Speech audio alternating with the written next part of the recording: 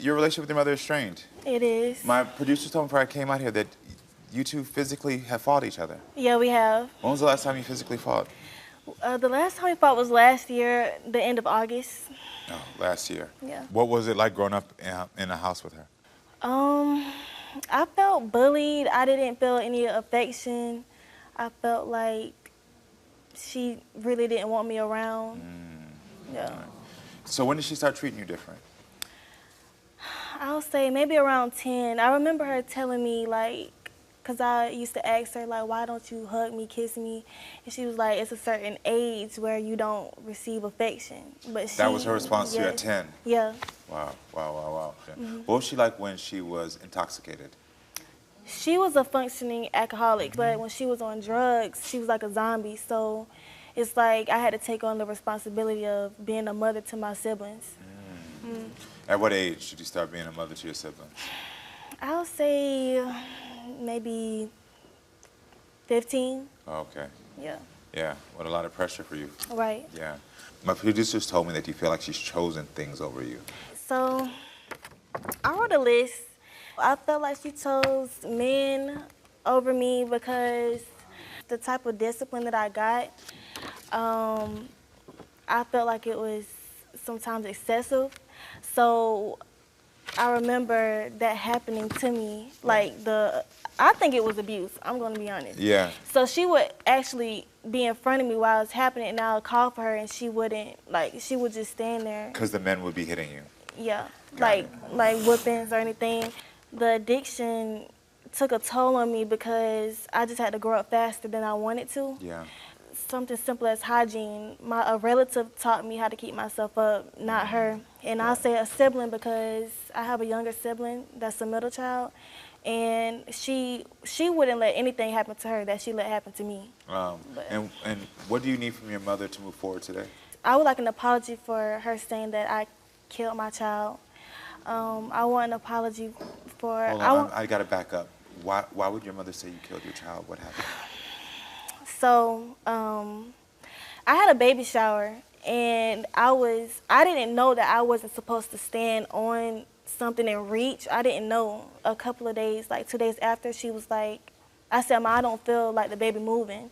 And if I turn one way, the baby will move." It was just flowing weirdly. I'm like, something not right.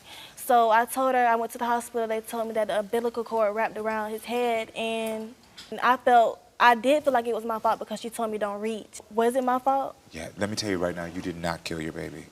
You reaching, that did not do that. Right. And I know that's gonna take some time for you to process, so she said that to you. Yeah, she did. Okay. Well, I think it's time to meet your mother, Stacey, so we can get her side and hear what she says about this. So everyone, please welcome Stacey to this show.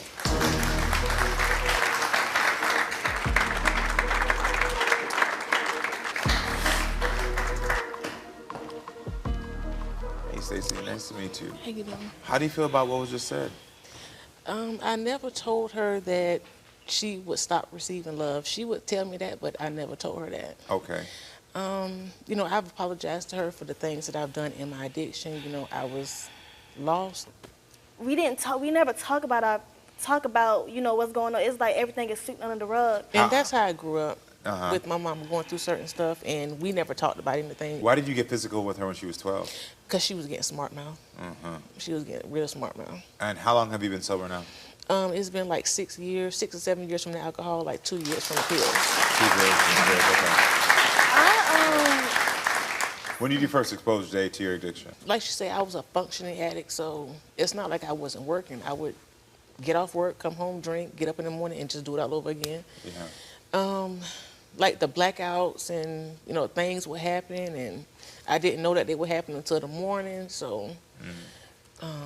What, she was like 12, 13? 12, 13. So she got the bulk of my addiction. So, I mean, you know how you see those memes, if I can go back with the knowledge I have now or take $100 million, I will go back with the knowledge that I have now. Yeah. But it's just to think that it was some things happening and you would be there, and I'm like, I'm crying and I'm saying, "Mom," and you just like, why didn't you intervene? I didn't know how to do nothing different.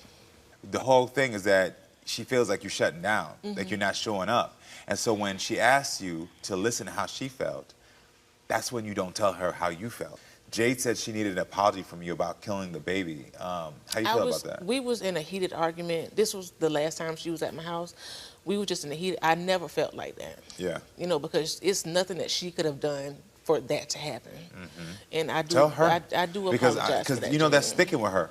That's gonna be with her for the rest of her life. That is one of those things. No, you're okay. You're okay. That's one of those things, and I understand where your addiction was. But that's gonna be with her forever. And the only person who's gonna be able to heal that is you. I would encourage you right now to go walk to your baby.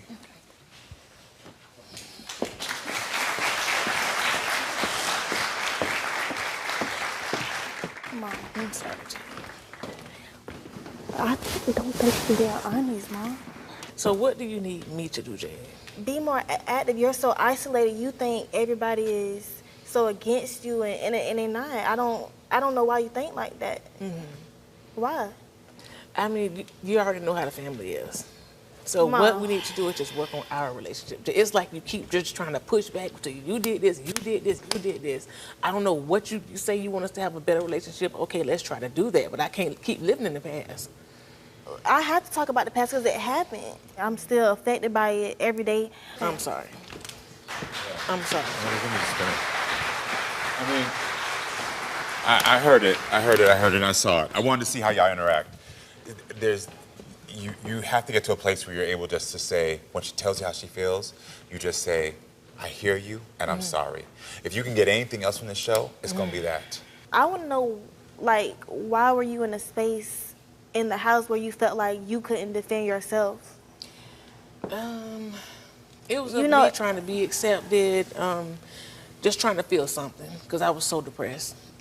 And when you're an addict, people think, oh, it's just so easy to quit. When you just trying to feel something besides sadness and wanting to maybe kill, because I was planning on killing myself one time.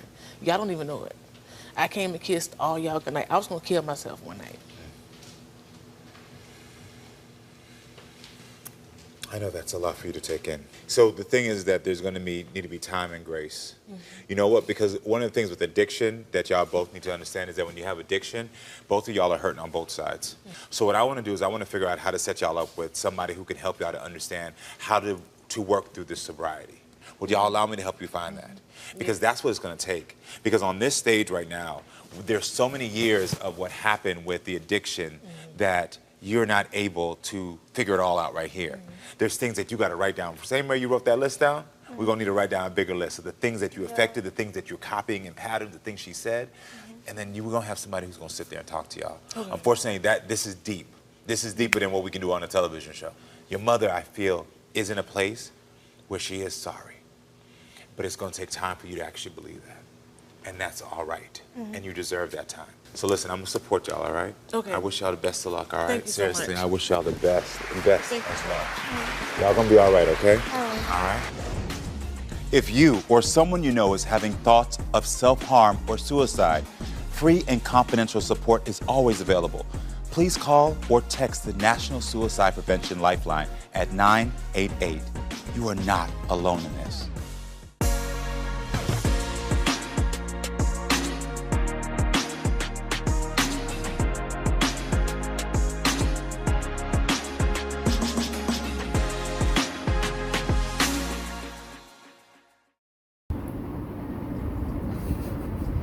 ਭਾਈ ਪਤਾ ਕਰਾਓ ਕਿਹਨਾਂ ਦਾ ਜਾਨਵਰ ਖੁੱਲ ਗਿਆ ਜਿਹੜਾ ਨਾ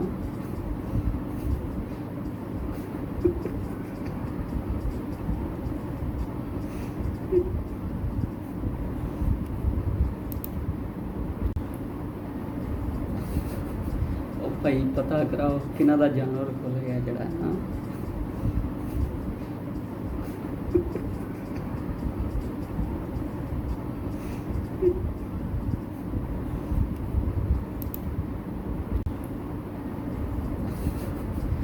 ਭਾਈ ਪਤਾ ਕਰਾਓ ਕਿਹਨਾਂ ਦਾ ਜਾਨਵਰ ਖੁੱਲ ਗਿਆ ਜਿਹੜਾ ਨਾ ਉਹ ਭਾਈ ਪਤਾ ਕਰਾਓ ਕਿਹਨਾਂ ਦਾ ਜਾਨਵਰ ਖੁੱਲ ਗਿਆ ਜਿਹੜਾ ਨਾ All right. If you or someone you know is having thoughts of self-harm or suicide, free and confidential support is always available. Please call or text the National Suicide Prevention Lifeline at 988. You are not alone in this.